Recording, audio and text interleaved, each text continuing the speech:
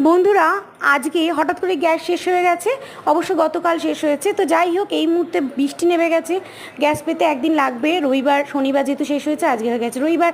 আর এই দেখো, রাত্রিবেলায় ভাত করব না পরোটা করব। রুটি তো ইন্ডাকশান আমি ভালো পারি না, তো ইন্ডাকশানে আজকে করে নিলাম লাচ্ছা পরোটা। যেহেতু বড় বড় হবে, আর পরোটাটা বড় বড় করার জন্য তাড়াতাড়িও হয়ে যাবে। আর খাওয়ার জন্য সকালে আমি কিছুটা মাটন করে রেখেছিলাম, মাটন বাসমতি, তো সেটাই খাবো।